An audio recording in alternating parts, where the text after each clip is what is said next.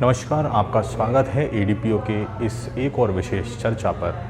आज हम जिस विषय पर बात करने वाले हैं कि एडीपीओ के जो इंटरव्यूज़ हैं वो किस तरह से आगे शेड्यूल हो सकते हैं और अभी पीएससी का जो टाइम टेबल है वो किस तरह से व्यस्त है और किस दिशा में, किस परिस्थितियों में एडीपीओ का इंटरव्यू आगे कंडक्ट कराया जा सकता है।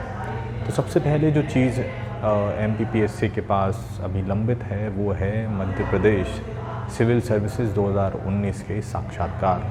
ये इंटरव्यूज़ 9 अगस्त से प्रारंभ कर दिए गए थे और इनके 17 से 18 अक्टूबर तक चलने के जो है आसार नज़र आ रहे हैं। अभी पीएससी ने खुद अपनी तरफ से कोई भी डेट इसके लिए जारी नहीं की है और जैसा कि आप जानते हैं कि चुनावी वर्ष है, चुनाव कुछ ही महीनों बाद मध्य प्रदेश में कंडक्ट कराए जाने वाले हैं और इन चुनावों को मद्देनज़र रखते हुए जितने भी one day interview schedule PSC कर सकती है, जैसे कि उन्होंने मैकेनिकल इंजीनियर्स और इलेक्ट्रिक इंजीनियर्स के इंटरव्यूज़ 28 अगस्त को शेड्यूल किए हैं।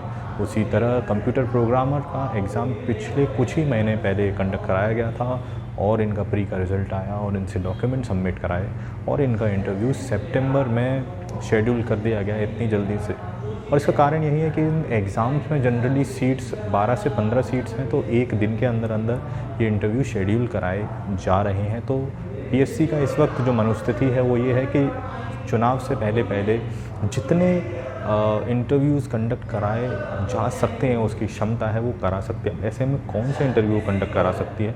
तो ऐसे में एक वो बड़ा इंटरव्यू कंडक्ट करा रही है जो है 2019 का पीएससी का इंटरव्यू, जिसमें करीबन 550 के करीब पोस्ट हैं और 2000 से ऊपर अभ्यर्थी इसको इंटरव्यू में अपीयर हो रहे हैं। और उसके साथ बीच में सैटरडे में पीएससी कभी भी इससे पहले इंटरव्यूज़ नहीं लिया करती थी, बट ये स्पेशल एक इमरजेंसी सिचुएशन है और इस सिचुएशन में उन्होंने सैटरडे को भी वर्किंग स्टार्ट कर दी है और वो सैटरडे को वन डे इंटरव्यूज़ कंडक्ट करा रही है वो वेरियस एग्ज़ाम्स।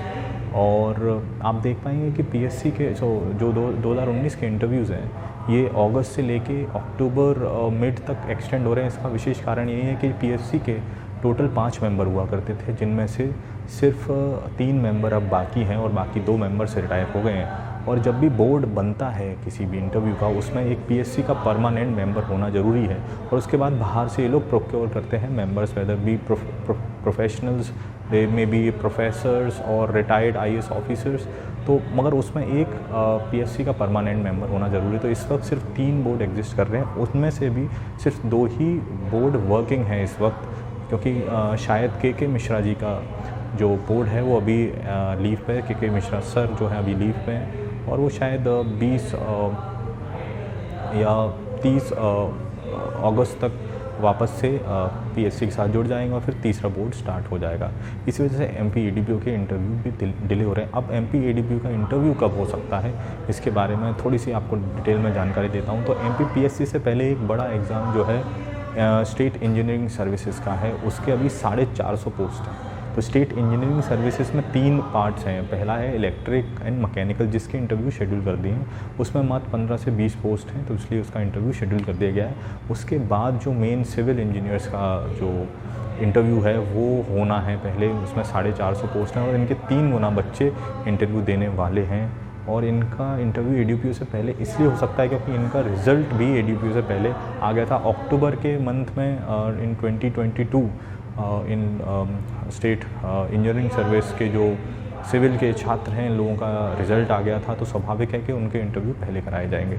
तो अगर उनका इंटरव्यू शेड्यूल होता है तो 18 अक्टूबर के बाद जब भी उनका इंटरव्यू शेड्यूल हो, लास्ट वीक ऑफ अक्टूबर से लेके पूरा नवंबर उनके में एक्सटेंड हो जाएंगे और maybe first week of December भी हो सकता है। तो मेरा जो अनुमान है कि एमपी एडीपीओ के जो इंटरव्यूज़ हैं वो दिसंबर में स्टार्ट हो सकते हैं और अगर सरकार चाहे और अगर पीएससी चाहे तो इंटरव्यूज़ पहले भी शेड्यूल हो सकते हैं। But what I am talking about is the practical aspect of it.